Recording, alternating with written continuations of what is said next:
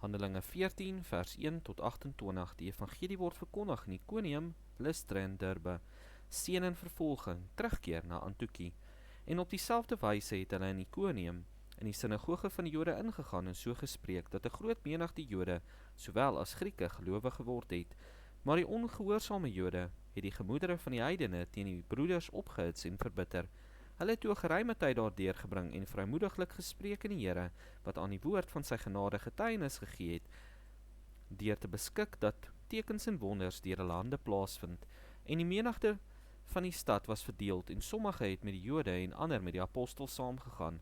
En toe daar onder die heidene en ook onder die Jode, saam met hulle owerstes, 'n beweging ontstaan het om hulle te mishandel en te stenig, het hulle dit gewaar word en gevlug na die stede van Likaonie, Lystra en Derbe en die omstreke, en daar het hulle die evangelie verkondig. En in Lystra het daar 'n man gesit wat magteloos was aan sy voete, krepeel van sy geboorte af, en hy het nooit geloop nie. Hy het geluister terwyl Paulus spreek, en Paulus het die oë op hom gehou, en toe hy sien dat hy geloof het om gesond te word, met 'n groot stem gesê, staan op, regop op jou voete. En hy het opgespring en begin rondloop. En toe die skare sien wat Paulus gedoen het, verhef hulle stem en sê in Likaonies, die Gode het soos mense geword en neergedaal na ons toe.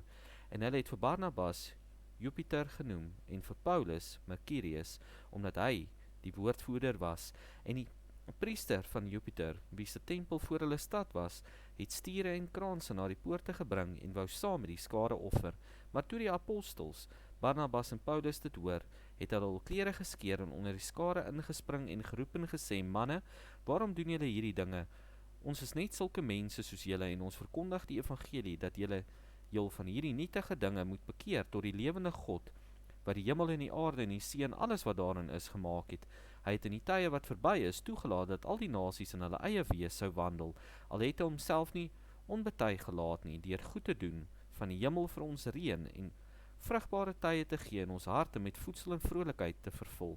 Selfs met hierdie woorde het hulle met moeite die skare verhinder om aan hulle te offer, maar daar het Jode van Antiochie en Iconium aangekom, en hulle het, nadat hulle die skare omgepraat het, Paulus gestenig en hom buitekant die stad gesleep met die gedagte dat hy dood was. Maar toe die disippels hom omring het, hy opgestaan en in die stad gekom en die volgende dag saam met Barnabas na Derbe vertrek. En nadat hulle aan daardie stad die evangelie verkondig en 'n aantal disippels gemaak het, het hulle teruggegaan na Lystra en Iconium en Antiochie en die siele van die disippels versterk en hulle vermaan om in die geloof te bly deur te sê, ons moet deur baie verdrukkinge in die koninkryk van God ingaan. En hulle het in elke gemeente vir hulle ouderlinge gekies en hulle na gebed en vas opgedra aan die Here in wie hulle geglo het. Toe gaan hulle deur Pisidië en kom in Pamfilië, en nadat hulle die woord in Perge verkondig het, het hulle afgegaan na Atalië. En daarvandaan het hulle weggevaar na Antiochie, waar hulle aan die genade van God opgedra was vir die werk wat hulle volbring het.